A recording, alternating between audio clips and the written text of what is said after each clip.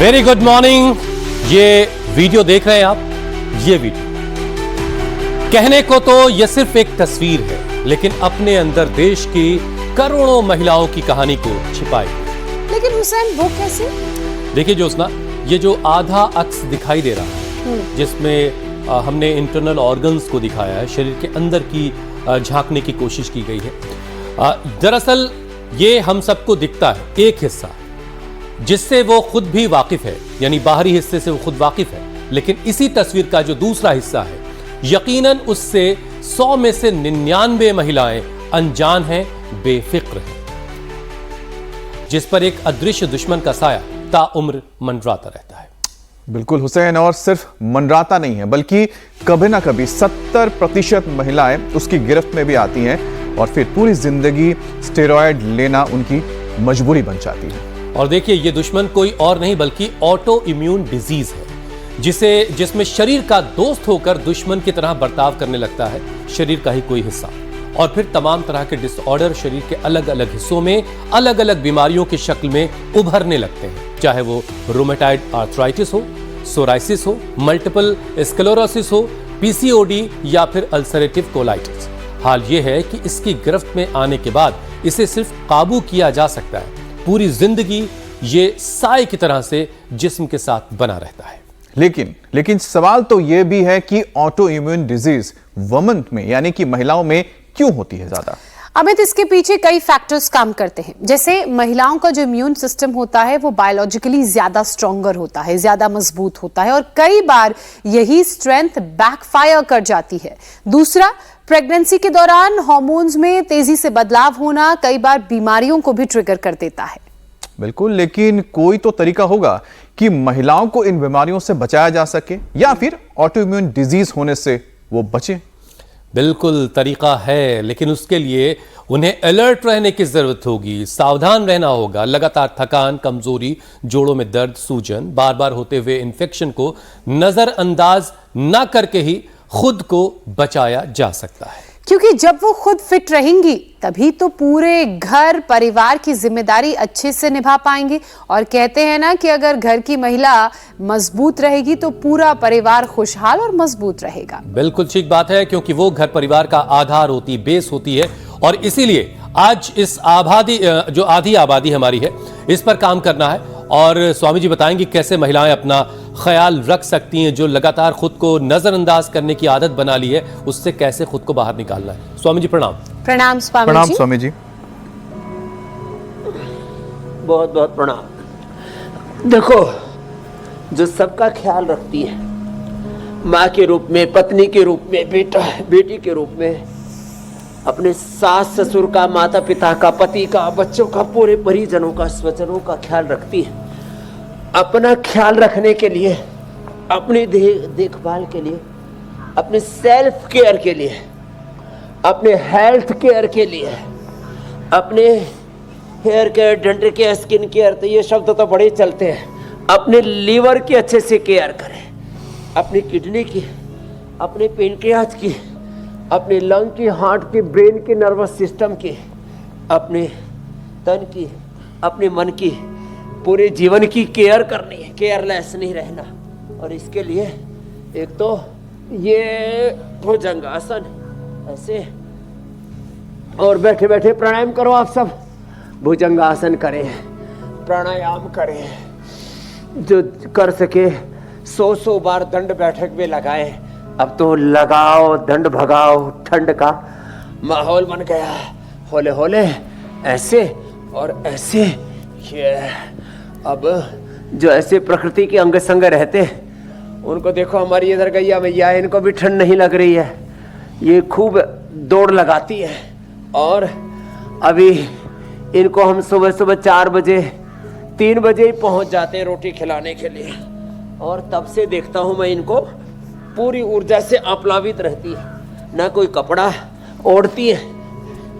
यद्यपि बहुत ठंड होने पर गांव को मैं देखता था, मैं लोग उनको गुदड़ी गादड़ी उड़ा दिया करते, लेकिन इनको ठंडे लगती है हमारी तरह से। लेकिन भाई, अब हरिद्वार में ठंड शुरू हो गई है।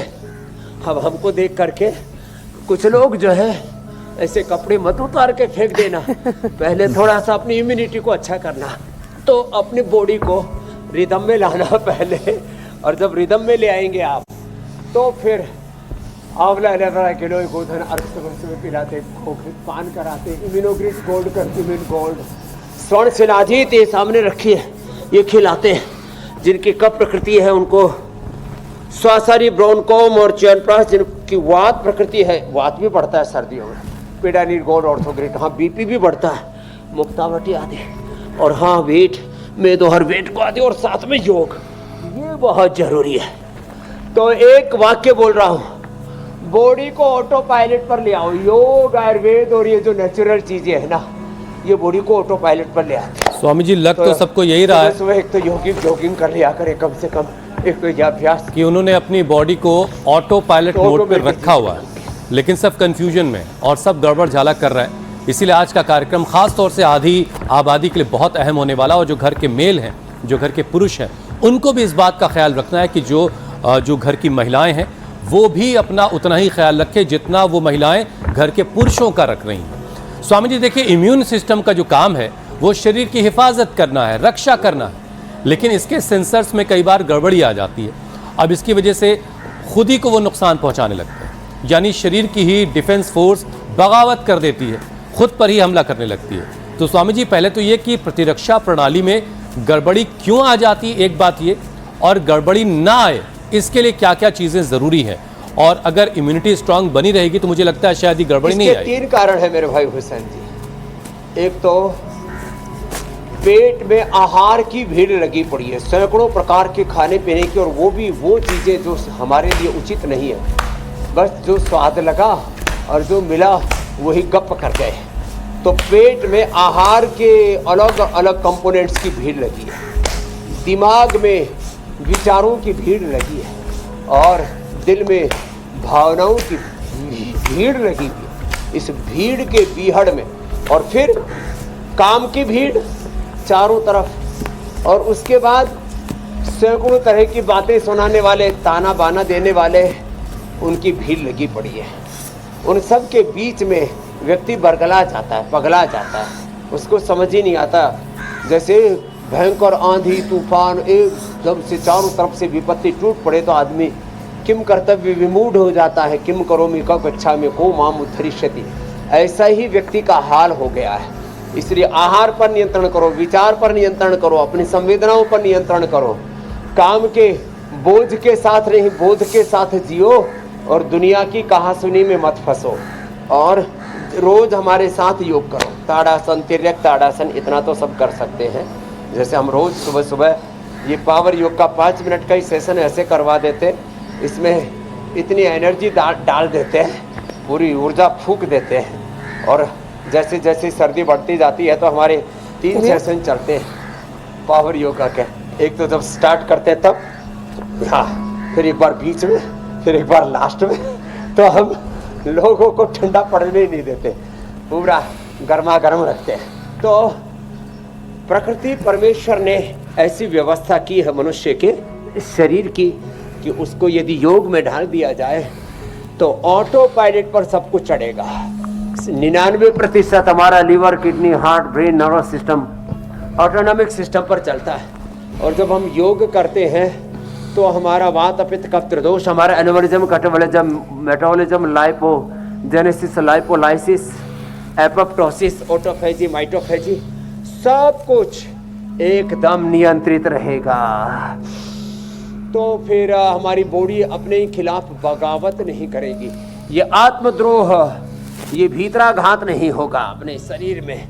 इसके लिए एक तो ये अभ्यास जो शुरू में पावर योगा के भी है, और इससे पूरे शरीर का ताना बाना सही बना रहता है। एक तो भुजंगासन, और फिर एक ये मरकट आसन, ये ऐसे सुबह सुबह ऐसे ही कर लेना है ऐसे। और फिर अभी सर्दियों में लोग माल पानी खूब अच्छा खाते हैं, क्योंकि सर्दी खूब पड़ती है ना, तो अंदर से शरीर में आंतरिक ऊर्जा स्वतः बढ़ती है, उससे भूख अच्छी लगती है, खाया पिया हजम भी हो जाता है। लेकिन कुछ लोग ज़्यादा ही खा पी लेते हैं। गोंद के लड्डू शुरू हो गए हैं, गजरेला शुरू हो गया है, अलग अलग प्रकार की मिठाइयाँ शुरू हो गई हैं, और भी पकवान बहुत शुरू चीजें हो गए स्वामी जी हैं। शुरू हुई हैं। गर्मा गर्म चाय कॉफी उनके साथ पकौड़े बहुत सारा शकोड़े। आलस शुरू हो गया है, मोटा मोटा कंबल लिहाफ शुरू हो गया है, बहुत सारी चाय शुरू हो गई है, ये सारी चीजें भी शुरू हाँ, हुई हैं। ये बात आपने ठीक कही। खैर स्वामी जी देखिए, आज चूंकि बात ये ऑटो इम्यून डिजीज की हो रही है, तो जरा दर्शकों को मैं याद दिला दूं कि इस बीमारी की शिकार जो हैं वो महिलाएं ज्यादा होती हैं, और हमारे देश में इस बीमारी के मरीजों में 70% जो केसेस हैं वो महिलाओं से जुड़े हैं। अब इसकी बड़ी वजह यह है कि हार्मोनल चेंजेस, जेनेटिक डिसऑर्डर, उनका खास इम्यून सिस्टम, ऐसी बहुत सारी रीजन हैं जिसकी वजह से महिलाओं में ये केसेस ज्यादा होते हैं। अब स्वामी जी जरा आप ये बताइए कि महिलाओं को खुद को इस बीमारी से बचाने के लिए क्या कुछ और अलग करने की जरूरत है अपनी दिनचर्या में? 3 उपाय बड़े करने पड़ेंगे। पहले तो मैंने 5 कारण बताए जिसके कारण से ऑटोइम्यून डिजीज होती है। समस्या के बाद अब समाधान क्या है? एक तो माँ बहन बेटियों का पीरियड रेगुलर रहना चाहिए। उसके लिए माँ बहन बेटियों को सुबह चलना चाहिए, या तो दौड़ना चाहिए, या तो खेलना चाहिए। तो ऐसे नाजुक सी बन करके नहीं रहना चाहिए, छुई मुई की तरह। उनको मीनाक्षी जी, ज्योत्सना जी, ईशा जी की तरह स्ट्रांग होने की ज़रूरत है। तो अपने जो है मासिक धर्म के नियमितता से लेकर के बॉडी का पूरा एक साइकिल है, मंथली का साइकिल है, एक साइकिल है, नैसर्गिक प्रवाह है, स्थूल सूक्ष्म कारण शरीर का, नमः प्राणमय मनोमय विज्ञानमय कोष का। और उसके लिए कम से कम 2-3 आसन लेट करके, ये पवन मुक्तासन और मरकटासन जो अभी हम कर रहे थे, जो कर सके उनको, ये सर्वांगासन, नारी कांति वटी शिरफी हमने रेडीमेड दिया, scientific research and evidence based solution. 10 मूल क्वाथ युगों युगों से हमारे यहाँ पर था। 10 मूल का काढ़ा पिए, 10 मूल अरिष्ट रेडी तैयार मिल जाता है। हाँ, तो 10 मूल का क्वाथ, 10 मूल अरिष्ट पिए, या नारी कांति वटी सिरफ ले लें। शतावर चूर्ण डेली 1-2 ग्राम माँ बहन बेटियों को ले लेना चाहिए। और हाँ, दूसरा किसी को, एक तो ये मैंने बताया सर्वांगासन, हलासन हो जाए तो बहुत अच्छी बात है। मरकटासन अभी हम बता ही रहे थे, और ये पवन मुक्तासन, और बैठ करके ये मंडूकासन और चक्की आसन, वो दोनों भी बताने वाले। तो ज़्यादा पीरियड होते हो तो एलोवेरा, वीटग्रास, शीशम, पीपल, बेल, दूर्वा और जो है स्फटिका और कहरवा और ऐसे ही कुछ उपाय हैं जो ओवर ब्लीडिंग को, नाक केसर है, गोंद कतीरा है, मंडूकासन ऐसे। फिर जिनको बहुत ज़्यादा वाइड डिस्चार्ज है शतावर के साथ साथ, उनको शीशम आदि का प्रयोग, ये भी पित्त वृद्धि से ही होता है, तो रक्त प्रदर या श्वेत प्रदर, उससे बचना पड़ेगा। माँ बहन बेटियों को पीसीओडी है, उसके लिए कपालभाति। और देखो मंडूकासन के साथ साथ ये तो अभ्यास और बता रहा था ना, मंडूकासन, कपालभाति और पीसीओडी के लिए कपालभाति, और ये देखिए सितकोणासन और चक्की आसन। साथ में थोड़ा सिस्टोग्रीट और काचनार या वृद्धिबाधिका दे देते हैं तो पीसीओडी की प्रॉब्लम होती ही नहीं है। फिर माँ बहन बेटियों को थायराइड की भी प्रॉब्लम होती है। थायराइड के लिए सर्वांगासन, हलासन, मत्स्यासन, उष्ट्रासन, उज्जाई और कपालभाति। और ये थायराइड का एक पॉइंट है, कपालभाति करते करते इसको भी दबा लिया करें, ये बड़ा जबरदस्त है, ये बहुत जरूरी है। फिर माँ बहन बेटियां तनाव, मतलब किसी भी बात को मन के ऊपर बहुत ले लेती है। इसमें एक चीज स्वामी जी मैं जोड़ देता हूँ आपकी काम सैकड़ों हजारों करो, मन पर कोई बोझ ना रखो, बोध के साथ जियो। स्वामी जी देखिए भाई कुछ कह रहे हो हुसैन जी? मैं ये कह रहा हूँ स्वामी जी कि महिलाओं में ये जो मामले ऑटोइम्यून डिजीज के ज्यादा होते हैं, उसकी एक वजह ये भी है कि उनको दर्द पालने की आदत होती है। वो अपना दर्द कहीं किसी कोने में दबाए रखती हैं, लेकिन उन्हें ये फिक्र जरूर रहती है कि सहेली का जो सूट आया है उसमें दबके का काम है कि जरदोजी है कि वो कौन सा कपड़ा है, वो सब इसमें मामला उलझा रहता है स्वामी जी। और अपना दर्द जो है वो साथ साथ पाले रखना, उसको पाल पोस के बड़ा करती रहती हैं। अब स्वामी जी देखिए इसकी वजह से दिक्कत बढ़ जाती है, और जब तक ध्यान उस पर जाता है मामला जो है वो बिगड़ चुका होता है। नतीजा ये कि देर से इलाज की वजह से बीमारी शरीर में घर कर जाती है। तो स्वामी जी ज़रा देश की महिलाओं को समझाएं कि जो कपड़े लत्ते हैं उनका भी ख्याल रखना अच्छी बात है, लेकिन जो बीमारी घर कर रही शरीर में उस पर भी नज़र रखने की भरपूर ज़रूरत है। इग्नोर करती हैं अपनी प्रॉब्लम्स को, अपनी समस्याओं को। दूसरे का सूट इग्नोर नहीं होता स्वामी जी। दर्द तकलीफों को अरे ठीक है, ठीक हो जाएगा। तो ये जो अपने दुख दर्द समस्याओं को इग्नोर करना और दूसरों के दुख दर्द दूर करने के लिए लगे रहना, और फिर एक अंत में एक बात कह देती है, मैंने सबका ख्याल रखा, अपना कतई ख्याल नहीं रखा। मैं तो अब 40 साल में बूढ़ी हो गई, घुटनों में दर्द आ गया, कमर में दर्द आ गया, फिर फ्रोजन शोल्डर हो गया, अब पीसीओडी हो गई, थायराइड की प्रॉब्लम भी हो गई, बीपी शुगर भी बढ़ गया, मुटिया भी गई मैं। तो फिर वो संभलती हैं, फिर उस समय काफ़ी चीज़ बिगड़ जाती है। तो एक बार जो चीज़ बिगड़ जाए उसको वापस लाइन पर लाने में बड़ा वक्त लग जाता है। इसलिए मैं कहूँगा किसी भी रोग को, किसी भी दुख को, किसी भी कष्ट को, किसी भी समस्या को, किसी भी पीड़ा को ऐसे हल्के में ना लें, इग्नोर ना करें। इग्नोरेंस, लापरवाही, उसके प्रति ध्यान न देना, ये बड़ी चीज़ है। तो भाई इस चीज़ से बचो, इससे अपने आप को उभारो। और जैसे ही कोई चीज़ शरीर में समस्या आती है, अब काफ़ी महिलाएं तो इसके प्रति सजग हो गई, लेकिन अभी भी ये जो इग्नोरेंस वाली जो चीज़ है ये बहुत बनी हुई है। तो मैं कहता हूँ जैसे ही किसी समस्या का, किसी प्रॉब्लम का पता लगते उसका पत्ता साफ करो, नहीं तो भीतर जितने भी रोगों को, दुख दर्द तकलीफ़ों को पनाह दोगे, वो दुख दर्द तकलीफ, विकार, दोष, दुर्बलताएं बेपनाह बढ़ती जाती हैं। इसलिए जैसे ही कोई चीज़ शरीर में विकार बढ़ता है तो उसको तुरंत उसका सॉल्यूशन करो, नहीं तो फिर ये SLE, MS, MND, motor neuron disease, बहुत तरह की खतरनाक समस्याएं हैं। PCOD और थायराइड, बीपी शुगर आदि तो हैं, ओबेसिटी आदि तो इसके अलावा भी बड़ी समस्याएं। इसलिए आज का सेशन महिलाओं की चलिए कपड़े वाली बात तो स्वामी जी एक तरह का ऐसे ही थोड़ा सा लाइटन मोड पे थी। बनाए, यही उपनिषदों का उद्घोष, और स्वामी विवेकानंद जी भी इसको बार बार दोहराते रहते थे, उत्तिष्ठत जागृत, उठो जागृत हो जाओ। तो माँ बहन बेटियों को आज से इस जागरण को आत्मसात कर लेना है। हाँ, बस वैसे ख्याल अपना रखिए जैसे अपने बच्चे का ख्याल आप रखती हैं। जैसे बच्चे के शरीर पे जरा सी कोई चीज दिखती तो बहुत जबरदस्त तरीके का अलर्टनेस दिखाई देता है और फौरन जो है उसका नतीजा भी दिखता है कि बच्चे को फौरन इलाज मिलता है। वैसे ही अलर्टनेस अपने लिए भी रखिए, सारी समस्याएं खत्म हो जाएंगी। Swami ji, type 1 diabetes, rheumatoid arthritis, multiple sclerosis, psoriasis, ये सारी की सारी बीमारियां ऑटो इम्यून है। तो स्वामी जी एक एक करके जरा इन सारी डिजीज से कैसे बचना है इस पर बात कर लेते हैं। सबसे पहले टाइप 1 डायबिटीज, ये टाइप 2 से कैसे अलग है, क्या फर्क है दोनों में, और ये कैसे होती है और इससे कैसे बचना है, उसका उपाय? तो टाइप 2 में और टाइप 3 में ऐसा होता है, पेनक्रियास थोड़ा काम कर रहा होता है, थोड़े कॉम्प्लिकेशंस ऐसे होते हैं जो थोड़े मेंटेन कर सकते हैं। टाइप 1 में तो पेनक्रियास एक तरह से लोथड़ी की तरह हो जाता है, उसकी सक्रियता बहुत ही कम हो जाती है, न के बराबर रह जाती है।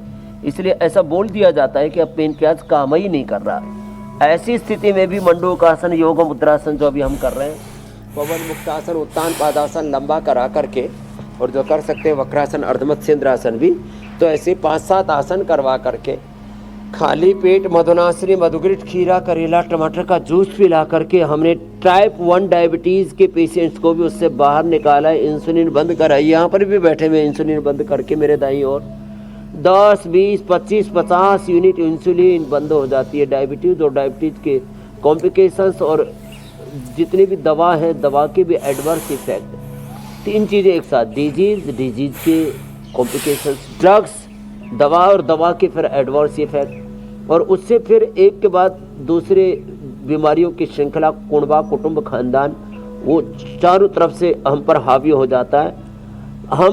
हमें बीमारियों को अपने ऊपर हावी नहीं होने देना। मंडूकासन, योग मुद्रासन, अर्धमत्स्येंद्रासन ये इजीली कर सकते हैं, वक्रासन तो कर ही सकते हैं, अर्धमत्स्येंद्रासन भी ना हो पाए तो इतना तो कर लेंगे। इतना करने में थोड़ा सा और फ्लेक्सिबिलिटी रिक्वायर्ड है, तो जो जितना कर पाए उतना कर लें। तो टाइप 1 डायबिटीज़ और कॉम्प्लिकेशंस के लिए फिर खाली पेट, इम्यूनिटी के लिए जो न्यूरो प्रॉब्लम्स आती है, न्यूरोपैथी आती है, उसके लिए इम्यूनोग्रिड गोल्ड, न्यूरोग्रिड गोल्ड, खाली पेट दे देते हैं। और आंखों के लिए आई ग्रिड और किडनी के लिए रीनोग्रिड, तो डायबिटीज़ और डायबिटीज़ की कॉम्प्लिकेशंस को पूरा सोल्व कर लेते हैं। जो डायबिटीज़ जन्य दुर्बलता उसके लिए अश्वगंधा, शतावर आदि का भी प्रयोग करवा देते हैं, तो कोई दिक्कत नहीं है।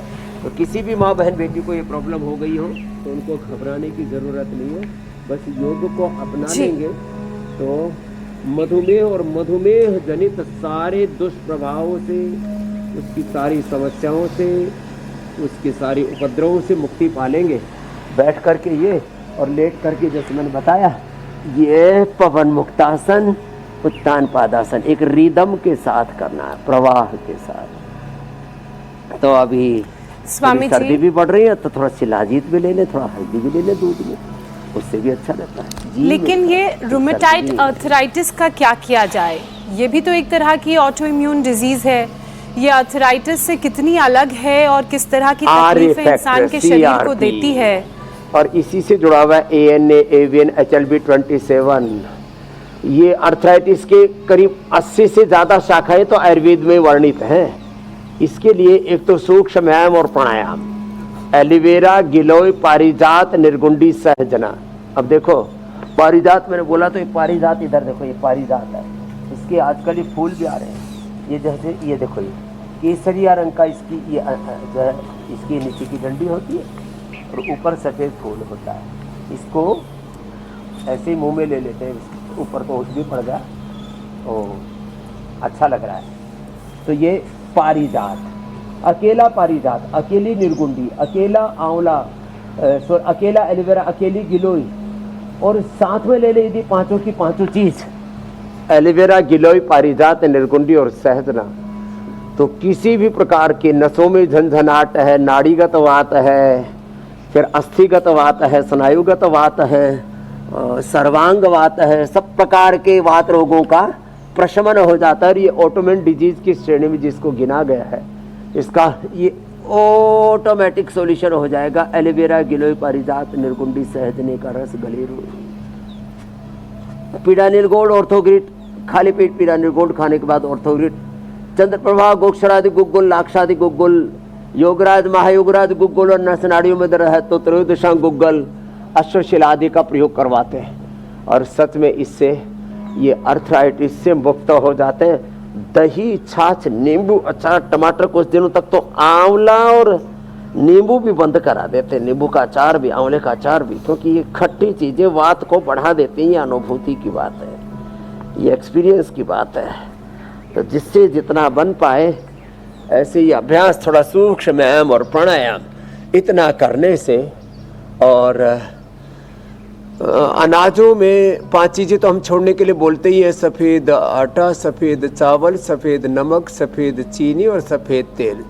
तेलों में तिलों का तेल और आटे में रागी, बाजरा आदि का आटा, ये वात नाशक होता है। बाकी ये सब चीज़ें वात को बढ़ाने वाली हैं, जितने भी गेहूँ, चावल, ठंडी, खट्टी, ये सब चीज़ें, तो इनको तो बंद करना पड़ेगा। तो अब जो हमारी बात मान लेंगे तो 50% लोगों को तो किसी रूप में दर्द है, माँ बहन बेटियों को ऑटोइम्यून डिजीज़ के रूप में ये हो चुके हैं, और बहुत लोगों की ज़िंदगी में किसी को जेनेटिक कारणों से, किसी को खान पीन के अव्यवस्था से, लोग रात को देर से खाते हैं, वृद्धाहार बहुत करते हैं और अपनी प्रकृति के अनुरूप आहार नहीं लेते। युक्त आहार विहार से, युक्त चेष्ट से, कर्मसु युक्त स्वप्नाव बहुध से योगो भवते दुखा।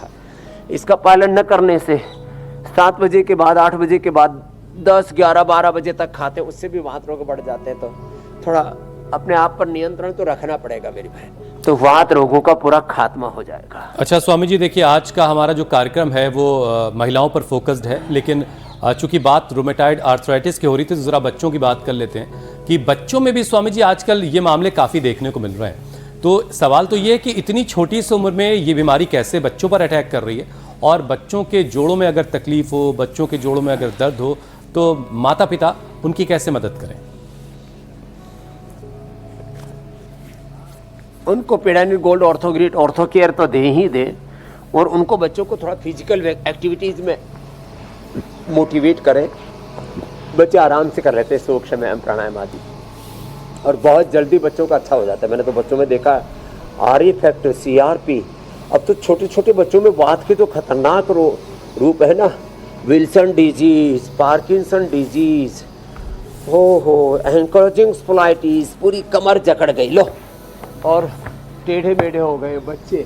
छोटे छोटे बच्चों को ये प्रॉब्लम आ रही है ना, उसके लिए बच्चों को थोड़ा जो है सूक्ष्म व्यायाम करवाएं, प्राणायाम करवाएं, और घरेलू तौर पर अभी मैं बता रहा था एलोवेरा, गिलोय, पारिजात, निकुंडी, सहजना, हल्दी, मेथी, सोंठ, अश्वगंधा और शतावर आदि, ये पाउडर भी बच्चों को खिला सकते हैं, थोड़ा उसमें खांड मिश्री आदि मिला करके। तो बच्चों को ज़्यादा औषधि देने में दिक्कत होती है तो उनको अश्वगंधा या अश्वशिला ऐसी हनी में थोड़ा मिला करके पानी में घोल करके दे दे, तो बच्चों को भी ये समस्या सच में बहुत हो रही है और उसका सॉल्यूशन है। बस थोड़ा सा सचेष्ट होने की आवश्यकता है। एंक्लोजिंग स्पोलाइटिस में भी मकरासन, भुजंगासन, सर्वासन, मरकटासन, उष्ट्रासन और प्राणायाम हम ज़्यादा कराते हैं। तो ये जो कुबड़ी बात है जिसको बोलते हैं, धनुर्वात है जिसको बोलते हैं, एंक्लोजिंग स्पोलाइटिस में ऑटोइम्यून डिजीज की श्रेणी में।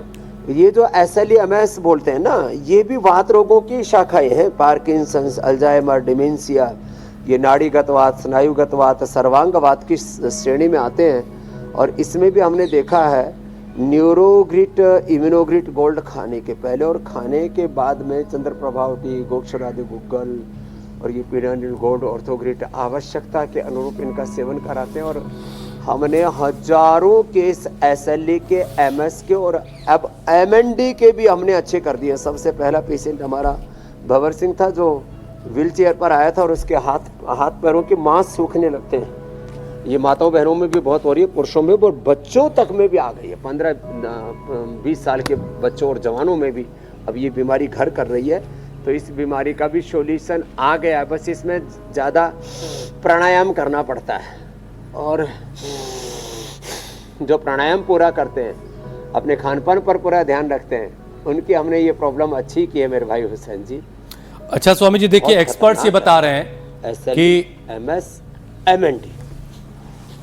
स्वामी जी एक्सपर्ट्स ये कहते हैं कि रूमेटाइड आर्थराइटिस को अगर वक्त पर काबू नहीं किया गया तो इसका असर हार्ट तक जा सकता है, लंग्स पर भी पड़ता है। तो स्वामी जी, जो लोग इसकी गिरफ्त में, जरा उनके दिल के लिए, उनके फेफड़ों के लिए, लंग्स के लिए कुछ अभ्यास करवा दीजिए।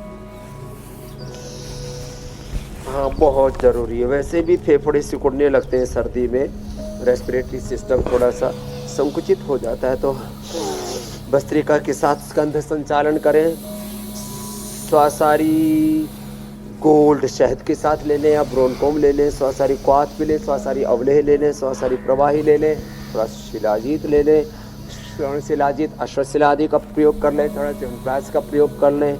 भुने हुए चने, उसके आटे की रोटी बना के और फिर च्यवनप्राश या हनी के साथ खा लें।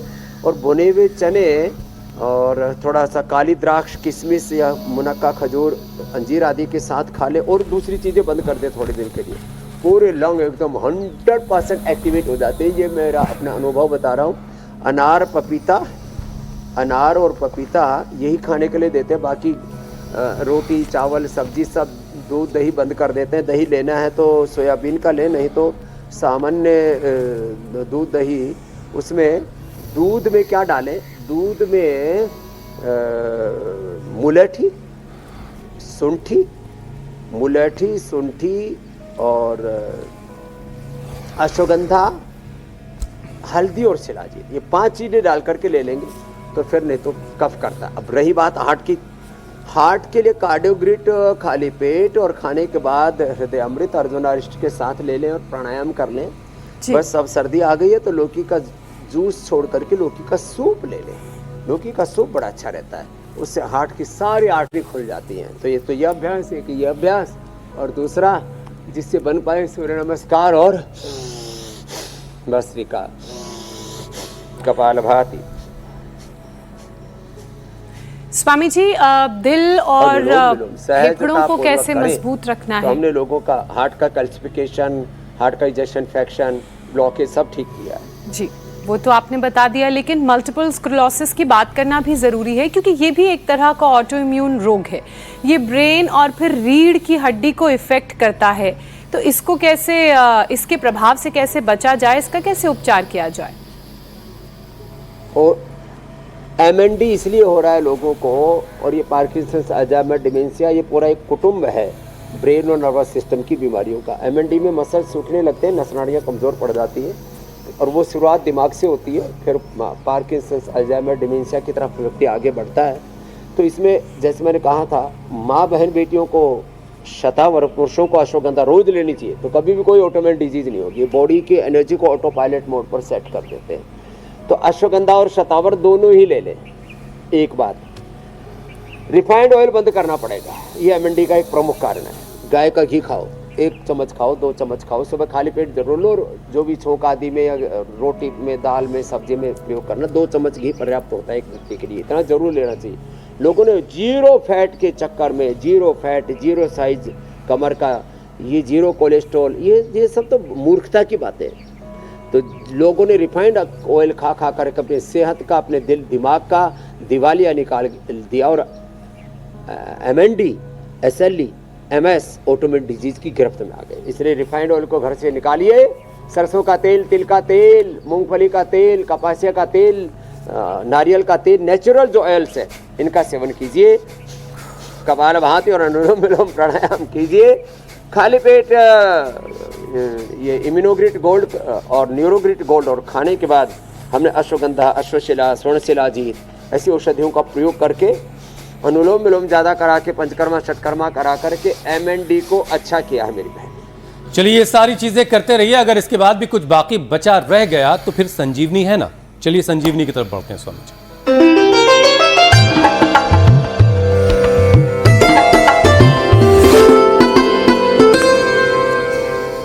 संजीवनी खास आपके लिए डिजाइन किया गया, जिसमें आपके अपने इलाके का, आपके अपने शहर का कोई रामबाण नुस्खा हम अपने कार्यक्रम में शामिल करते हैं। जड़ी बूटी का नाम तो चलिए आज बताते हैं कि ये कल्याण मुंबई से अनिल राय ने ये नुस्खा भेजा है, देखिए उसे आप। इसको बोलते हैं हरसिंगार। इसका रामायण में भी वर्णन है।